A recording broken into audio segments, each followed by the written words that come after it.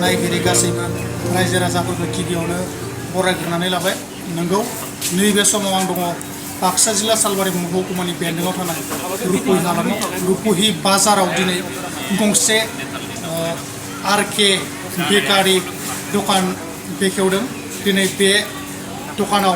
दिनै आंखौ खौरां लानो लिंहरनायलाय आं दिनै बे दखानाव नुजाथिफैनानै रायजो राजानि सिगाङाव मिथिसार होनो थाखाय बेयाव सफैनानै दङ नंगौ नैबे फोरबादि दखानखौ दिनै जों रुपहि बाजाराव मोननाय जायाखैमोन बे केकखौ दिनै केक आरो बायदिसिना मुवा बेसादफोरखौ दिनै रुपहि बाजारावबो बानायनो थाखाय एबा बानायनानै गोबां रायजो राजानो जाहोनो थाखाय दिनै बिथांमोन सासे बर' आइजोआ दिनै नारा नाथा नाजानायनि गेजेरजों गाव दखान खुलिदों नंगौ बिथांनिफ्राय आं माखासे मानि बाथ्राखौ मिथिनो लागोन बेयावनो रायजो बड'लेण्ड जानानै लाबाय नोंथाङा गोबां नारा नाथा नाजानायनि गेजेरजों दिनै रुपहि बाजाराव बेकारि दखान खुलिनायाव साक्सेसफुल जानो हादों दा बेयाव रायजो राजानिसिम मा मेसेज आं बेखौनो बुंनो सानोखि जेनेबा साख्रि मोनाखै होननानै जिरायनानै दाथा लाइमोन सेंग्रा सिख्लाफोरखौ आं बुङो बिदिनो बिजनेस मावनानैबो आरामसे माने साक्सेस जानो हायो दिनै नोंथाङा नैबे बेकारि दखानखौ उद्घाटन खालामबाय बेयाव सोरनि आखाइजों बेखेवनाय जादोंमोन जोंना माने रुपामनि दङ मोनसे नियम दङ जाय पुर'हितजों जों जयग'खौ सावो बे पुर'हितनि आखाइजोंनो बेखेवनाय जायो सावनाय सेरेमनिखौ खालामनाय जायो बे नैबे दिनै नोंथांनि बेकारि दखानाव थोंजों बेसादफोरखौ मोननाय जादों फार्स्टआवनो मोनो बार्थडे केक पेस्ट्रि डनेट काप केक्स आरो पेटिस बेफोरखौ मोनगोन आरो लोगोसे फास्ट फुडनि आइटेम्सफोर दङ जेरै चाउमिन मम' चिकेन रल एभ्रिथिं थागोन आरो बेफोरो बिरियानि नैबे समाव नोंथांनि नैबे दखाना रुपहिनि जितु हाई स्कुल बे फरायसालिजों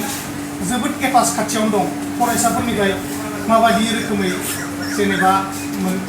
कास्टमार आं सानो जेनेबा बिसोर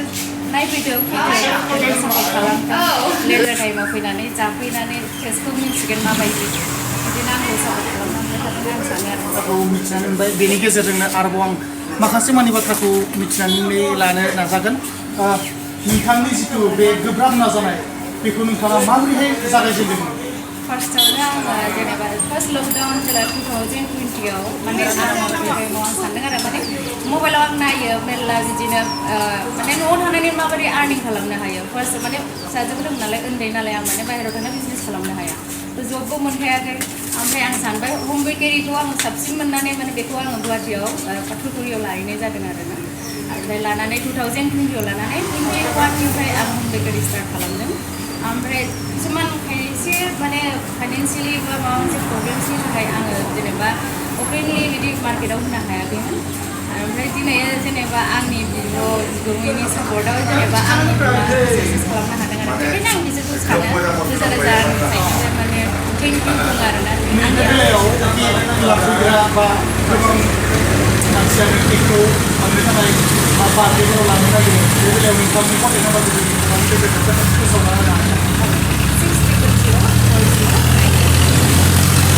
बिथांनिनो जितु जों गोबां नारा नाथा नाजानाय बे नाजानाया दिनै मोगथां महर मोननायखौ जोंनि सिगाङाव खौरांनि गेजेरजों फोरमायबाय आरो नैबे खौरांखौ दिनै राइजिं बड'लेण्डनि खौरांनि गेजेरजों रायजो राजानि गेजेराव मिथिहोनो मोननानै जोबोर गोजोननाय मोन्दों थारैनो रुपहियाव बेनि अनगायैबो आरो मोजां मोजां दखानफोरखौ जेन मावफुंनानै लानो हायो बिनि अनगायैबो नैबे जितु केक दखान बा बेकारि दखान बेयो रुपहियाव गिबि खेबनि थाखाय आगान होदों आरो इयुनावबो बे केक दखाना थाबाय थागोनखौ मिजिंथिनानै राइजिं बड'लेण्डनि साफ्रोम रायजो राजानि सिगाङाव बेखौनो फोरमायनानै जोबोर गोजोननाय मोनदों।